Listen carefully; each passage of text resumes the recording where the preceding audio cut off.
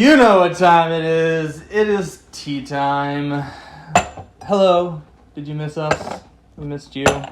It's been a week. It's been a week. It's been a long week for us.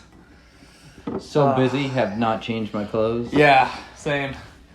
My beard hasn't grown because I've been in stasis with how much work I've been up to. Yeah, you're in one of those cryogenic chambers. Totally. Yep, 100%. That'd be bless everyone who thinks that's going to be a real thing. Yeah. I'm more of a singularity guy myself. Anyway, enough about me. Let's talk about tea.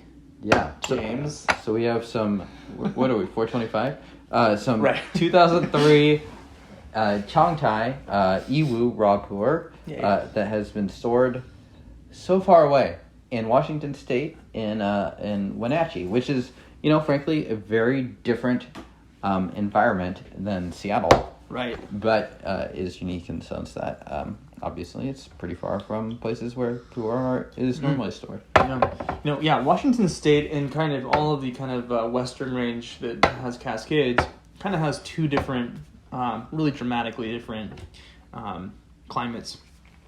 The west of the Cascades is the classic Seattle rainy Pacific Northwest thing that everyone thinks of. But you go east, it's really dry. It is a desert. Yep. Lots of lizards and stuff, and it's also a lot different politically. Yeah. That's where you get the people that maybe don't want to be a part of Washington State. Yeah, a little bit. Some kind of interesting fruit thing going on with a little bit. Yeah. Notably, so the climate is different, but it is definitely Western storage, and I think you can see that it's definitely not humid storage. Right. Even in Seattle, it's not going to be as humid as other places, Southeast Asia, Hong Kong. Yeah, absolutely. So, always fun. Kind of interesting, these things do and don't have big impacts. If you're drinking a really fresh tea, the thing that's going to matter the most is probably where it's coming from, how it's grown, the terroir. But as you age these teas, with Pu'erh teas in particular, those storage methods that we talk about, those do eventually have an impact. More like a wine that you would want to store. So yeah, really interesting. Kind of interesting, pretty green still. Yeah, this is 19 years old. So thank you to Geraldo who sent this tea over from that area, Wenatchee. He does have a site where he resells a couple of the cakes that he bought. So if you are interested, go check that out. Far Wenwa. I'll put it in the description box. Sweet. Comment for the algorithm. You like that transition? Yeah, that was good. I think I nailed it. That's great. Seamless. Yeah. God. Cheers to the algorithm. Bless the algorithm. To you God. and to all of our lovely readers who leave multiple comments across all of their alt accounts. Oh my God. Cheers.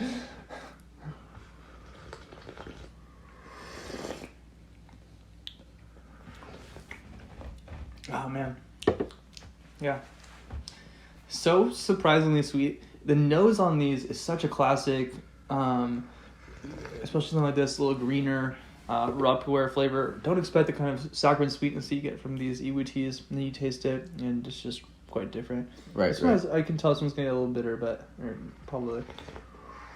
And you can just tell from the color that the storage is definitely on the dry end. Mm-hmm. So I know how it's going to darken as it gets more biologically active, if you will, James, but what's going on in that context for people? So usually how it works is the tea, for anyone that's had fresh raw, it'll start out some varying color of something very light. So if you actually brew young raw and you get like a really deep yellow, that's going to be pretty strong. Right. Even though the color itself is quite light. Right. And so as it ages, it will get dark. Yeah. And not dissimilar from ripe in that sense. Just from the coloration. Yeah. So, and then hotter and more humid storage is going to push that color even further. Exactly. Yeah. And eventually these ripes and raws kind of coalesce into a similar family of flavors, especially some of the specialty, fun, really old teas that we've been able to be fortunate enough to drink on the show. So shout out to everyone who's contributed to that. Thank you. It's always been really fun and interesting to see how, you know, you give something 20, 30, 40 years of time, and my goodness, it starts to taste a little bit more like a ripe every time you're drinking it.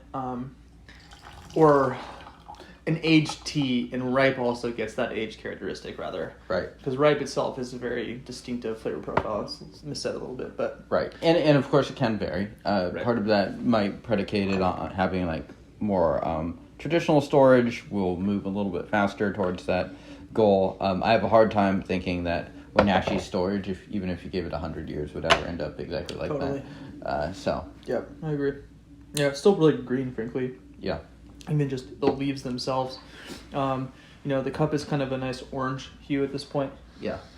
I do, so as you know, I am more a fan of like a little bit more pushing it storage, Taiwan, Hong Kong, that sort of thing. Yep. I will say that for certain types of teas that maybe start out a little bit more on the softer end, such as Yiwu teas, this is, I think, reasonably suitable.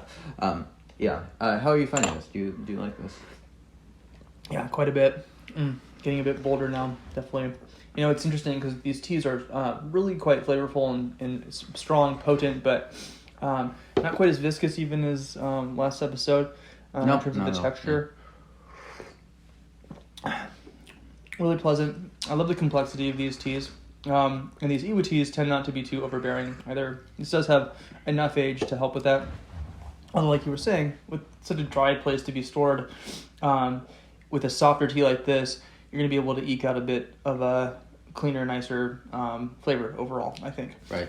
To your point, the humidity is going to help some tea that is abrasive and acrid and tough early on really mellow out a lot more quickly and develop a lot of that subtlety. Something that already starts with that, you kind of almost want to do the opposite, elongate that process a little bit. Yeah. And this is a great example of that. Yeah. I mean, there's still definitely some bitterness there. I think it does have a really nice aftertaste that is lingering a bit.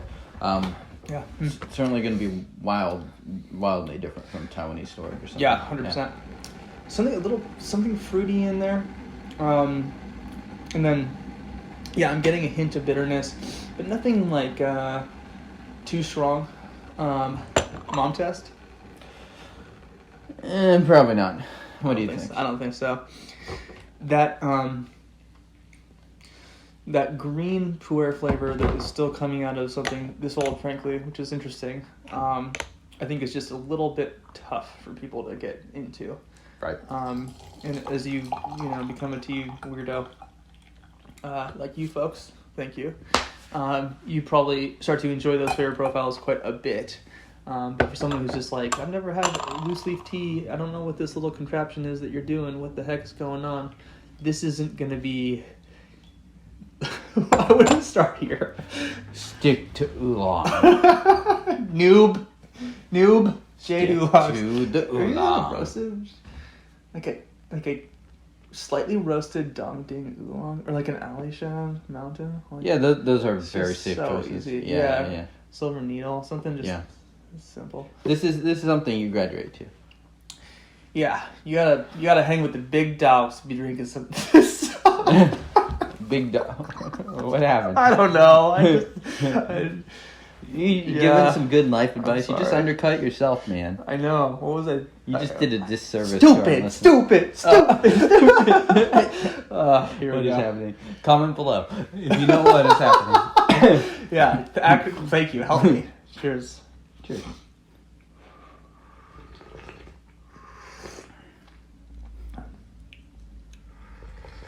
Yeah.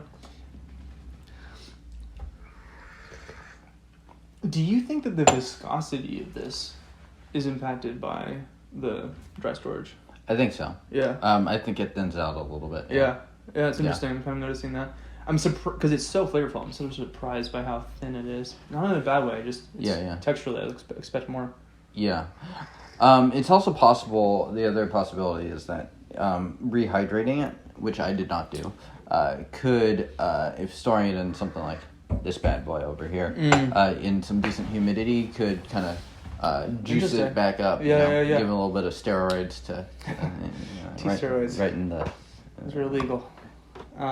Yeah, good point. Unless it's for your horse, your tea horse, and then it's totally okay. Yeah. This is not medical advice. Talk to your tea horse doctor. Yeah, I've talked to mine. And this episode is sponsored by Terroir. If a witch doctor didn't work, try a Terroir doctor. Yeah. I don't know. I'm flabbergasted. I'm just trying to get sponsorships. It didn't work for Big Beat. Didn't work for Big Tomato. I can't believe it didn't either. Didn't work for Big Cheerio. We're just trying to make a living here, okay? Yeah. I just want to live off of TDB bucks. We gotta start a cryptocurrency, TDB coin. Duh. Yeah, that's definitely not going to crash immediately. Let's just put our big dumbass faces on it, too. Oh my god. Okay, hyped. Feeling the energy. Salute. Cheers. Cheerio. Cheers. Cheerio. Fuck my cheer. Yeah, that's right. That's how it feels. Yeah, deal with it. One of my favorite one. Yeah. It's interesting. I actually kind of like it's almost like, use the SAT word, quixotic. The fact that it's so thin but so flavorful is fun. Kind of interesting. I like it's getting a little sweeter now. Right. And you can see also why I don't push it, because the bitterness will become overwhelming. Right. So it might thicken it up, but right. You're going to come with a very bitter tea. Yeah. And a lot of these Yiwus, I feel like, do require a little bit more reflexivity, reaction to the flavor itself. Because I typically would see something like this and be like, I'm going to blast this guy. That didn't sound right. Oh, man. Anyway, but... cut. We're leaving This is going great. Oh, God. But... Where was I? Talking about tea. You're going to push this hard. Exactly. Yes. Thank you for saving me. But with this one, pushing it hard would be the wrong idea, I think, at this point.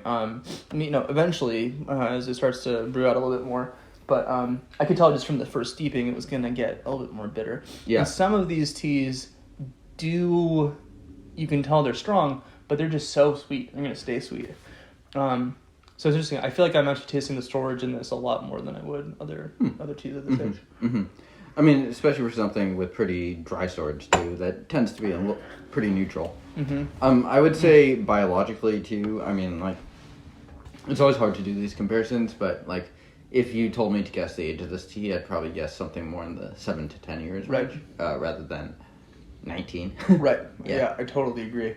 I would get that totally wrong. Pick this up. What was the website again? Far Wenwa. I think it's just on WordPress. You have to email him. So Okay. It's very much kind of a homespun Cool. website deal. But Nice. he's a good guy. He has a bunch of different teas. So, I mean, he got early in the Pu'erh game. So, shout outs to Geraldo. Oh yeah, thank you, Geraldo. And this is really an interesting tea. I think this would be a pickup for me, frankly. One that I actually might consider sitting on even longer. For sure. Yeah. I mean, you can see why this could go another 15 years. Yeah, especially here. I don't know how you stayed this far, but if you did, great. TDB.org is the website. TEADB.org. Do that. Help out Geraldo. Go to his website. And, oh my God, I do another one of these.